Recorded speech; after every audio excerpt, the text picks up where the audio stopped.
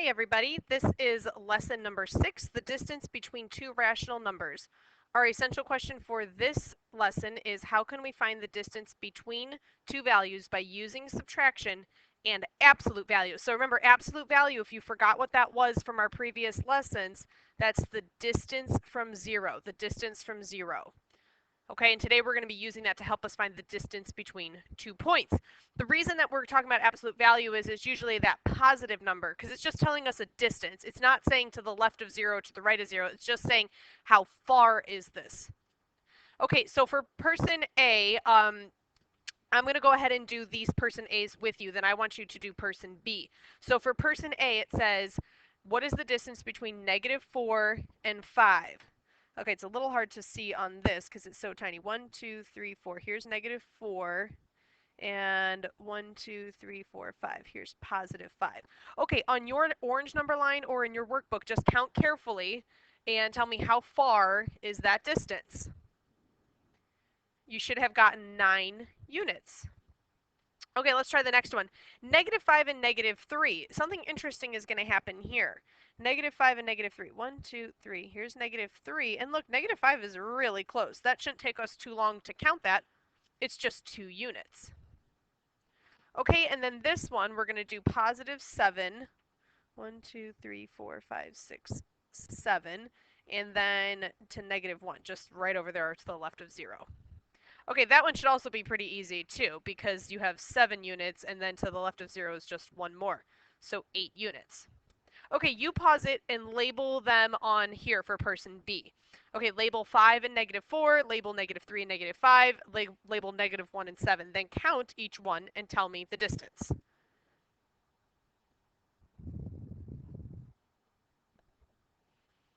Okay, here's -4 and +5. Did you get 9 units? Okay, then how about -3 and -5? Did you get 2 units? And then -1 and +7. Did you get 8 units? Okay, they are the same because the distance between -4 and 5 is the same as the distance between 5 and -4. It's still 9 units. Okay, when I'm talking about those same 2 points. All right, let's try exercise 2 on page 43. What is the distance between 0 and -8? You do that one by yourself.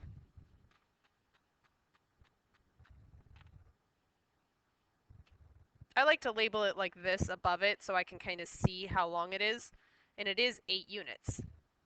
Okay, for part B, this one might look a little scary, but I promise it's not. The way that they have it on the number line, it's really not too bad, because here's -2, and then -1.5. This is where you have to know. Some kids accidentally put it here, but that's not -1.5. -1.5 is between -1 and -2.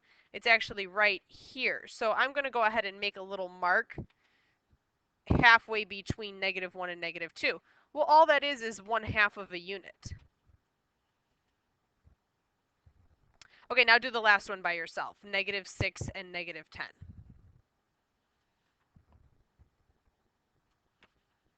Okay, did you get 4 units?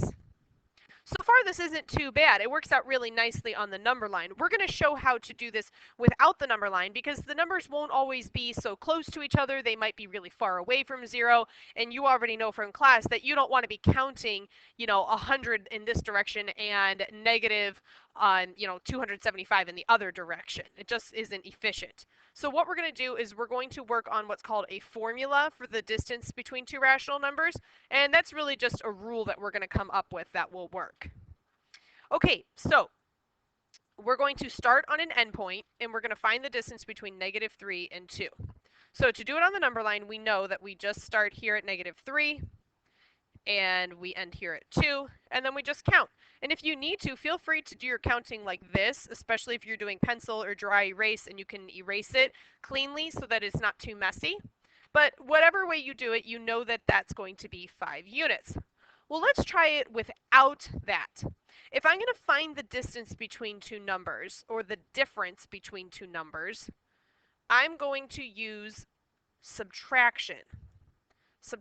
And the reason that subtraction would work is look up here real quick. If I have the distance between 2 and 10, the easy way to do that is just do 10 minus 2. It's 8 units away. Okay, likewise, if I wanted to find the distance between 10 and 4, I would just do 10 minus 4. Well, we can do that even if we have positives or negatives. And here's what it's going to look like. If I have negative 3 and 2, I can actually put a subtraction sign in between them and find the difference. I could even do it the other way around. I could even do 2 and negative 3 and then also put a subtraction sign in between them. Now, I'm going to take this step by step with you so that you can see that we'll actually get the same number either way. And the reason that we'll get the same number either way is because we're just looking for a distance, and this is where the absolute value piece comes into play. So after we get a number, we're just going to say, okay, now how far is that number from 0? What's the distance of that value? Okay, so for negative 3 minus 2, we know that we want to add the opposite of 2. So instead of minus 2, we want to add the opposite of 2, which is negative 2. Okay, so now we can do negative 3 plus negative 2. I'm just going to keep the absolute value signs there so we don't forget about them at the end. And you know, because you've been doing lots and lots of adding and subtracting, you know that negative 3 plus negative 2 is negative 5. And if you haven't seen these specific bars yet, these are called absolute value. These are the absolute value symbols. And all it does is say how far is negative 5 from 0, or what's the distance to 0, and it is 5 units from 0. So that's it. That's how you get a distance of 5 using the rule. Now, again, I know that it's easy to do it on this one because we're just talking about the numbers negative 3 and 2. But if I were saying, you know, find the distance between negative 27 and positive 283, you're probably not going to count. You're probably going to come up with a faster way to do that. So again, that's why I'm showing you this on a smaller scale. Okay, let's jump over to the right. This one's a little easier. For some reason, kids really like when they see the minus because they know that when they add the opposite, you really just make them into plus signs. So instead of 2 minus negative 3, I'm going to add the opposite of negative 3, which is positive 3. You can put the plus sign there. It's still positive 3 either way. Okay, and then I think this is why kids like it. A lot of times it ends up being two positive numbers, and that's just 2 plus 3, which is 5. And how far is 5 from 0? It doesn't mean the opposite. Absolute value means distance from 0. So why don't you go ahead and write that? Absolute value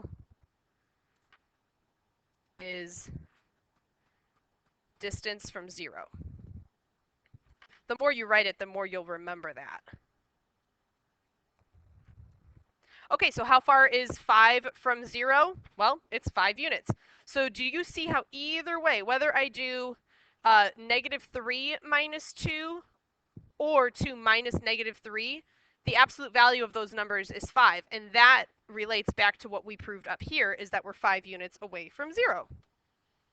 Okay, and that's all that is. So for our rule, I do want you to write this neatly. The rule is to find the distance between 2 points,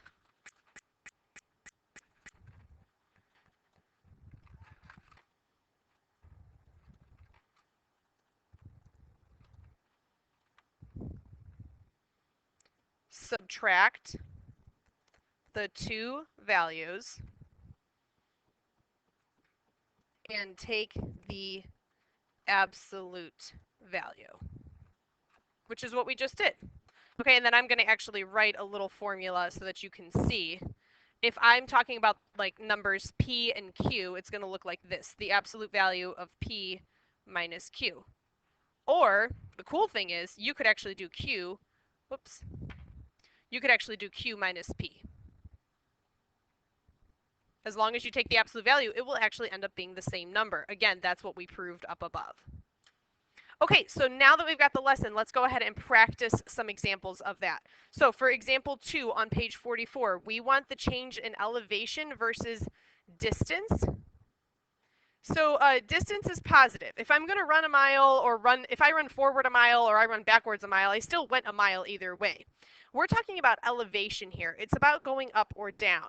A lot of times you'll see elevation with sea level. So let's read this quick thing here about the hiker. He starts out at a point that is 200 feet below sea level. It's probably pretty important. and let's say that he starts, because I know that's where he started from, or his original elevation, and then he hikes to a location on the trail that is 500 feet above sea level and stops for lunch. So what is the vertical distance between 200 feet below sea level and 580 feet above sea level? Well, here's what I like to show kids. I kind of like to draw like a little sea level, you know, like we'll call this sea level. And we know that he started 200 feet below. 200 feet below. Okay, and then he hikes and ends up 580 feet above. We're trying to figure out the elevation or the distance between those 2 points. If I'm 200 feet below and I have to go all the way up to 580 feet above, a lot of kids like to subtract and say that it's 380, but here's what you have to remember. This part right here, he needs to hike 200 feet just to be at sea level. Then he hikes another 580 feet to be above, because this is positive 580 and this is negative 200. Okay, so I actually am going to add the two numbers together, and here's why that works out, because it's actually 580 minus negative 200 when I'm finding the difference, or I can think of it as 580 plus the 200. And that's why it's 780 feet. That's his change in elevation. Okay, so how should we interpret that in this problem? We interpret it because the hiker is 780 feet above where he started. The hiker is 780 feet above where he started.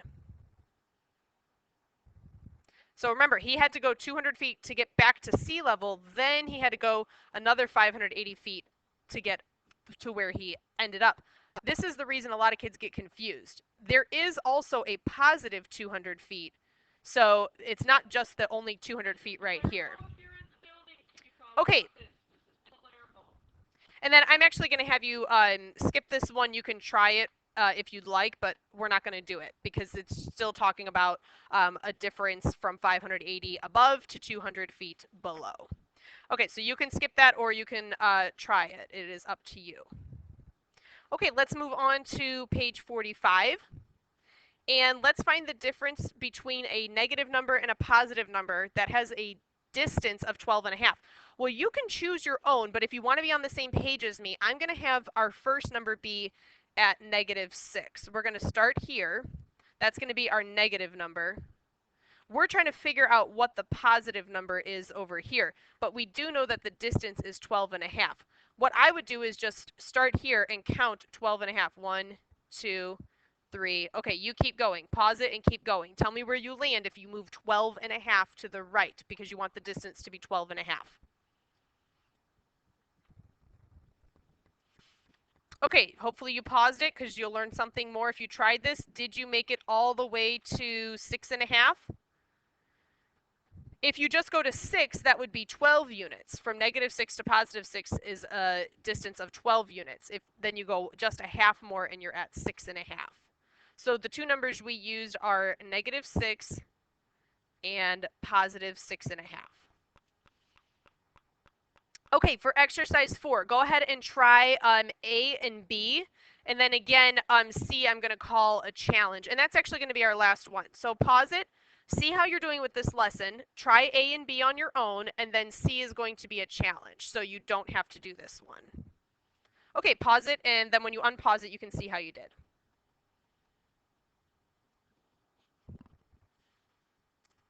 Okay, the distance between -7 and -4. You can count it on the number line, but I'm going to show you that if you use the absolute value, you will get it correct. So the distance or the difference between -7 and -4 can also be written like this. -4 minus -7. Either way, I get -7 plus 4, or I get -4 plus 7. This one equals the absolute value of -3. This one equals the absolute value of +3. But guess what? Absolute value is the distance from 0. So it's just 3. The distance between -7 and -4 is 3. Okay, and then part B, it starts at -18. This is where we start.